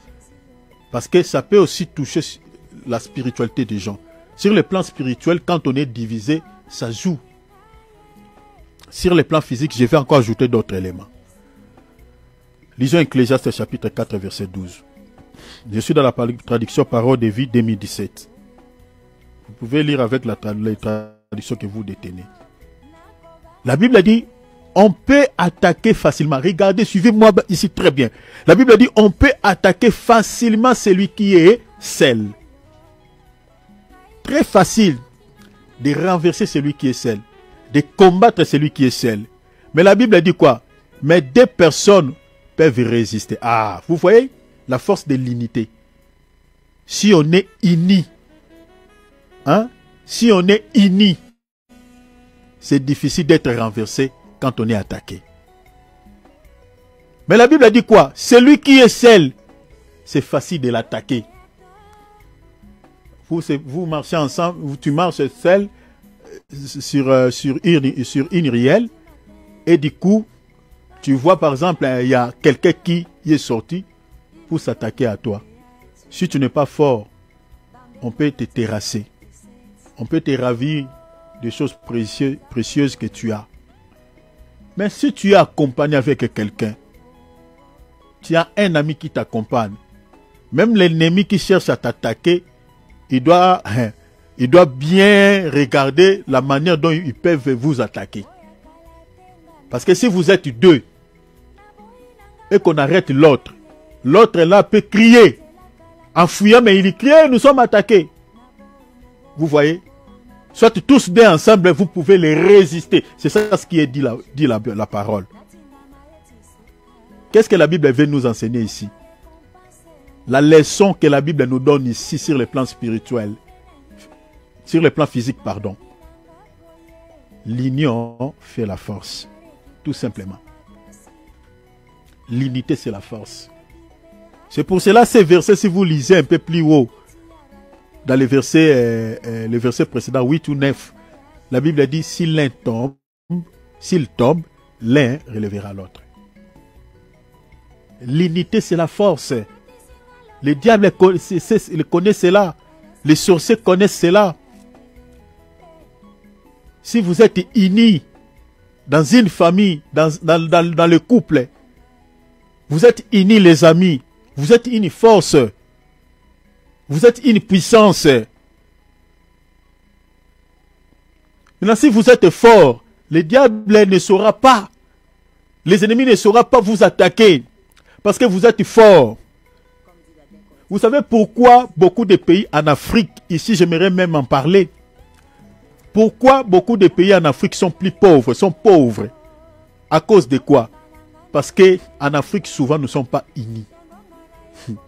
Bien qu'aujourd'hui, il y a des Africains qui commencent à se réveiller, vous voyez, comme les Maliens, voilà, vous regardez le Burkina Faso, les Congolais aujourd'hui, les Congolais se réveillent, commencent à s'unir pour s'attaquer à l'ennemi. Mais si on avait cet esprit depuis la nuit des temps, Kagame ne pouvait pas agresser notre pays. Kagame nous a agressés à récupérer nos deux villes, nos deux grandes villes, Goma et Bukavu.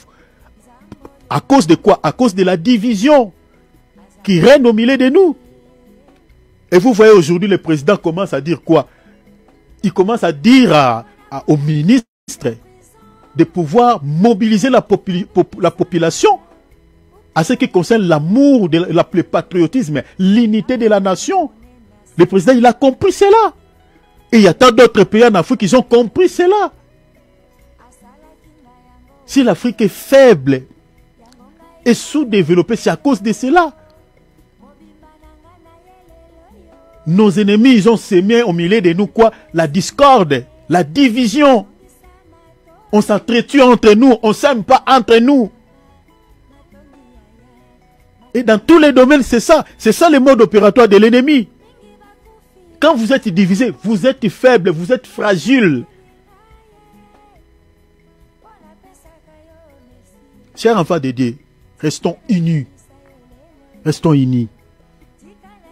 Sur le plan spirituel, cela aussi compte. Regardez Matthieu chapitre 18, verset 19. Je suis dans la traduction Sassi. Vous pouvez lire avec vos traductions.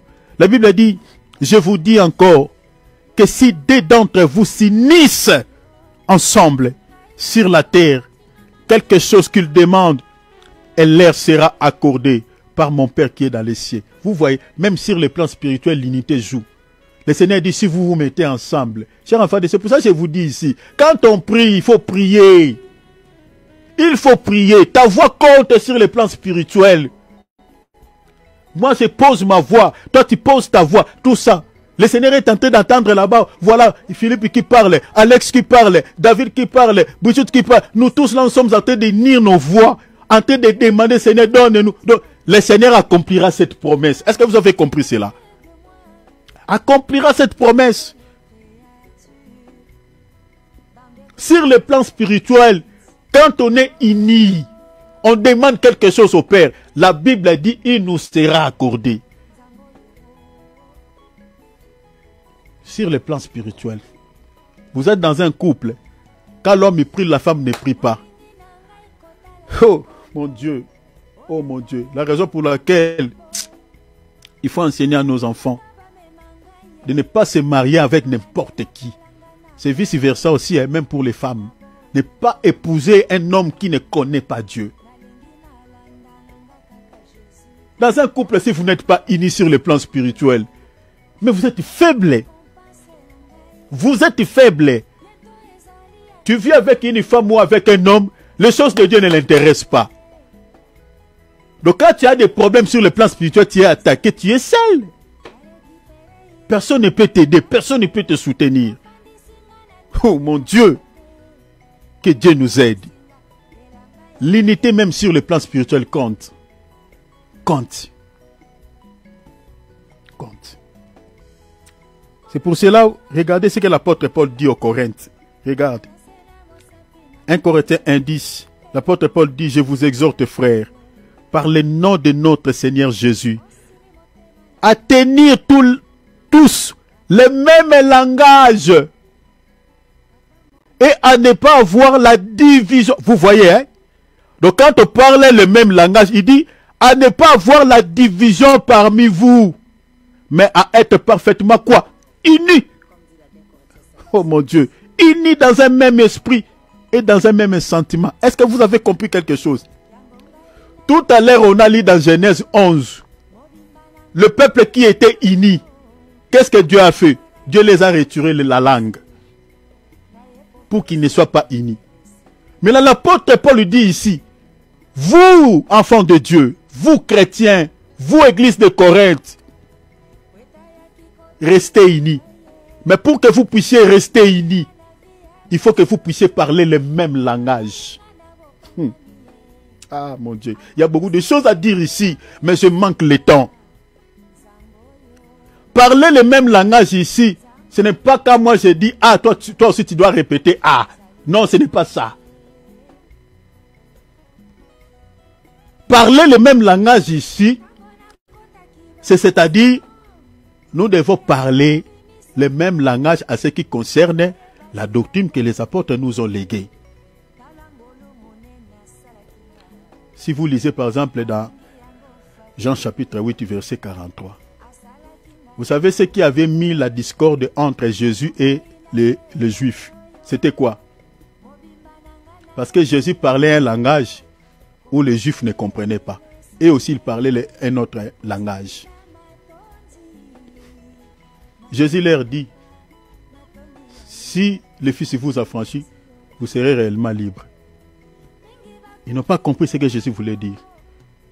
Il dit à Jésus, nous on n'a jamais été l'esclave de quelqu'un. Ils n'ont pas compris le langage du Seigneur. Jésus leur dit, si vous étiez le fils d'Abraham, vous m'aimeriez. Mais vous êtes en train d'avoir des intentions de me tuer, de me faire du mal.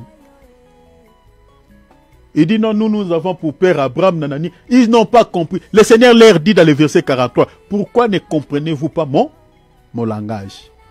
C'est pour cela que nous disons toujours aux enfants de Dieu, la Bible, ce n'est pas la langue, mais la Bible, c'est le langage de Dieu.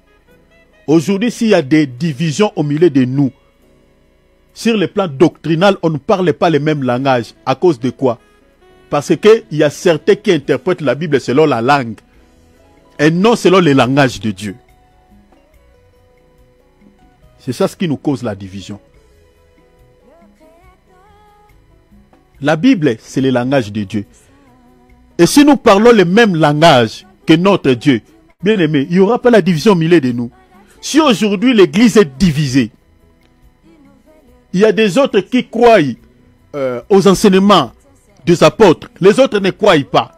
Il y a d'autres qui ont les doctrines Mahé, il y a d'autres qui croient à la Trinité, d'autres ne croient pas. Il y a d'autres qui baptisent les gens dans des tonneaux, dans des petits bassins comme des cercueils. Il y a d'autres qui disent que non, ce n'est pas dans ça. Le modèle que les apôtres nous ont légué, c'est les rivières. D'autres disent non, ce n'est pas ça. Il n'est pas question de la rivière. Même dans une piscine, on peut... Nous sommes séparés. À cause de quoi? Parce que chacun parlait dans sa propre langue. C'est ça la tour de Babel. On ne parlait pas le langage de Dieu.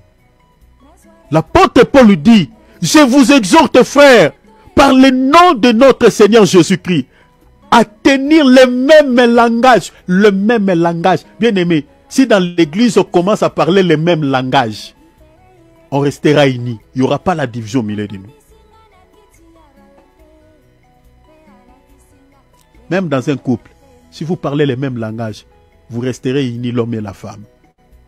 Même dans les familles, dans nos familles-là, si on parle le même langage, on restera unis. Il n'y aura pas la division au milieu de nous. Mais puisque on ne parle pas le même langage, chacun parle dans sa propre langue. C'est ça la tour de Babel, on est divisé. Et ceux qui travaillent dans ce domaine de diviser les gens, de diviser les hommes, on les appelle les rapporteurs. Parce que le diable sait, quand il vous divise, vous êtes fragile, vous devenez faible.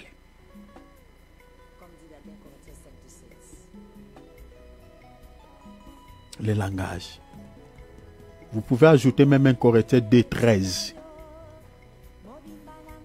Et nous en parlons, non avec des discours qu'enseigne la sagesse humaine, mais avec ce qu'enseigne l'esprit. Employant quoi? Employant un langage spirituel pour les choses spirituelles. Un langage spirituel pour les choses spirituelles. Si aujourd'hui nous avons des divisions, comme je viens de dire, dans nos assemblées sur le plan doctrinal, chacun fait ce qui lui semble bon, parce qu'il y a d'autres qui n'interprètent, qui n'emploient pas le langage spirituel, le langage que la Bible nous donne sur les Écritures. Il y a beaucoup de choses à dire, mais je saute. Pour terminer, je vais m'arrêter ici. Quelle attitude devons-nous adopter face aux rapporteurs qui sont au milieu de nous pour nous diviser? Vous avez vu tout à l'heure, la division n'a jamais eu d'avantage dans la vie d'un chrétien. Dans la vie des gens, la division fragilise l'unité. La division peut arrêter. Une fois que vous êtes divisé, tout peut s'arrêter. C'est quelque chose, mes bien-aimés, il faut les refuser. L'unité, c'est la force. Que ce soit sur le plan physique, que ce soit sur le plan spirituel. Mais maintenant, s'il se trouve un rapporteur au milieu de nous, quelqu'un qui nous met dans la confusion, quelqu'un qui sème des querelles au milieu de nous, quelqu'un qui sème la confusion au milieu de nous, qui veut nous mettre à conflit, quelqu'un qui veut nous diviser, quelle attitude devons-nous avoir face à un rapporteur, face à une telle personne? Qu'est-ce que la Bible nous préconise comme solution par rapport à ces individus? Romains chapitre 16, verset 17. On va lire des passages et puis on va s'arrêter. Romains 16, 17. Je vous exhorte, frères, à prendre garde. La Bible dit quoi? À prendre garde. En d'autres termes, à se préserver. Dans un autre langage, à être prudent. Contre qui? La Bible dit à ceux qui causent des divisions, des rapporteurs et des scandales au préjudice de l'enseignement. Ici, l'apôtre Paul a parlé dans un contexte de l'enseignement que vous avez reçu. Maintenant, il souligne à la fin, qu'est-ce qu'il faut faire face à ces gens qui nous divisent? Éloignez-vous d'eux. Vous voyez, hein? L'apôtre Paul ne dit pas qu'il faut continuer à les prêcher parce que jusqu'à ce qu'il va se convertir. Nous avons aujourd'hui des chrétiens sentimentaux.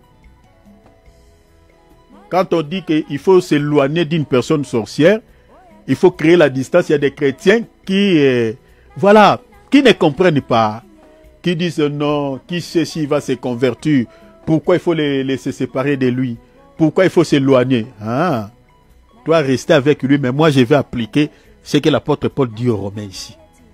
Distance.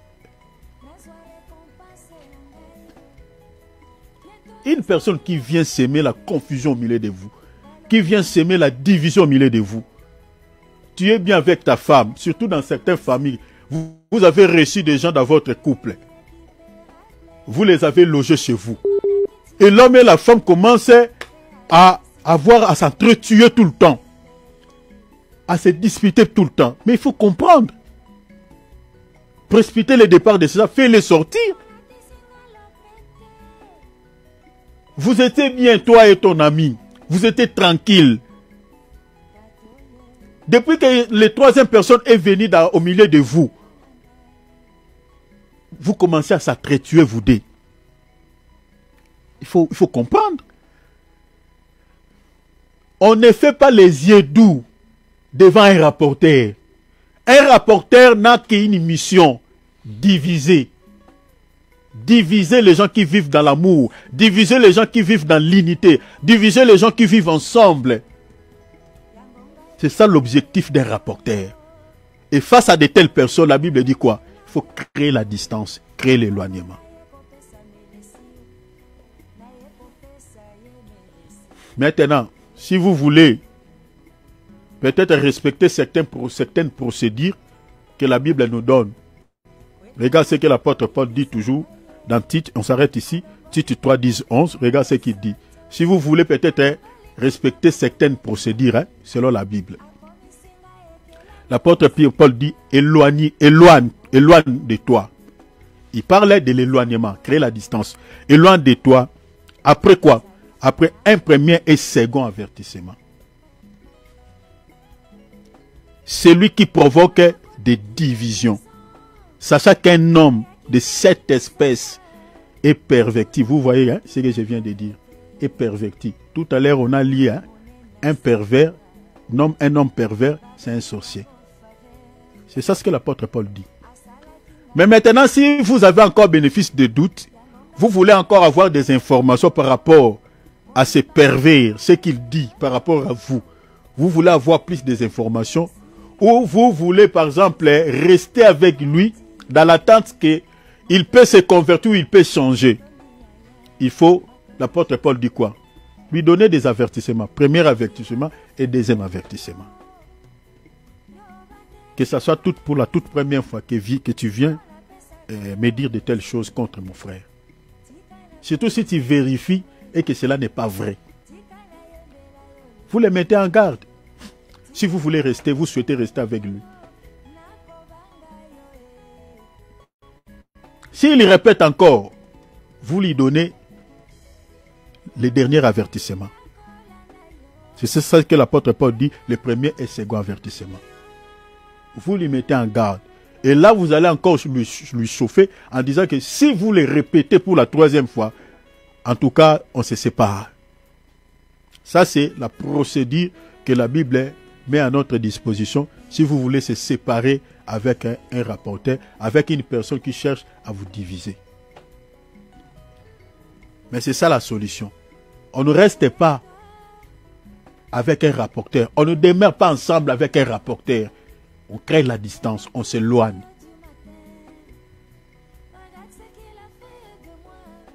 Nous allons prier. Faisons attention. Vraiment désolé. Je souhaitais vraiment terminer cette portion. Donc, parce que j'aimerais que nous puissions parler d'un autre sujet la semaine prochaine. Parce que ce mois de mars, je souhaite vraiment qu'on termine avec cette thématique. Nous allons prier. Prie le Seigneur. Que le Seigneur puisse t'aider. Ouvrons nos micros. Que le Seigneur puisse vous aider à ne pas être mal accompagné dans la vie. Veillez. Les gens qui t'accompagnent dans la vie, regardez ce que l'autre dit. La personne qui vous amène des informations, veillez à de telles personnes. Ne faites pas des yeux doux à de telles personnes. J'ai beaucoup dit par rapport à ces gens. Faisons attention. Le peuple périt par faute de connaissances. Quand on ne sait pas qu'il faut se débarrasser de telles personnes, on continue à vivre ensemble avec lui, il peut vous détruire très facilement.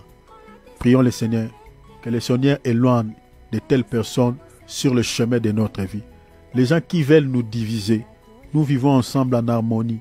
Nous vivons en amour.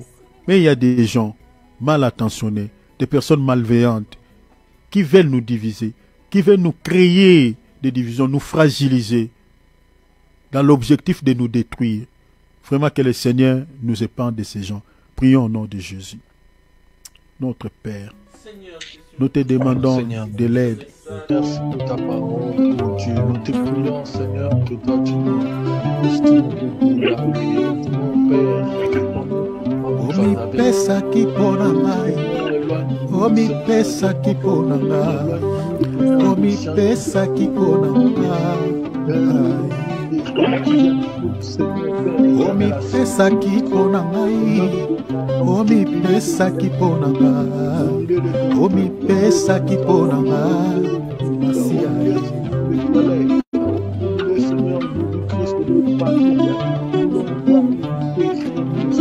Namonite eloko ekoki kokabolanga na Yesu. Namonite eloko ekoki kokabolanga na Yesu. Namonite o, namonite, namonite o, namonite. Libala te ekoki kokabolanga na Yesu. Bamango te ekoki kokabolanga na Yesu. Namonite, namonite o, namonite, namonite o. Nalingi o, namotema e, naponi yo masia o, namolimo nanga, nalingi yo, namotema e, naponi yo, namolimo nanga e.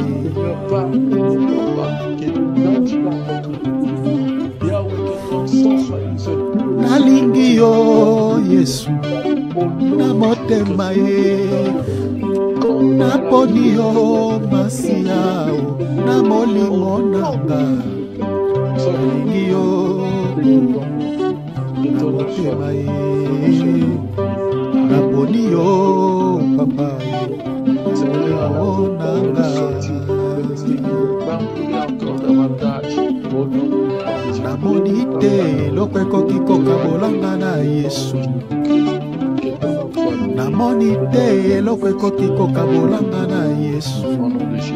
Namonite o, namonite,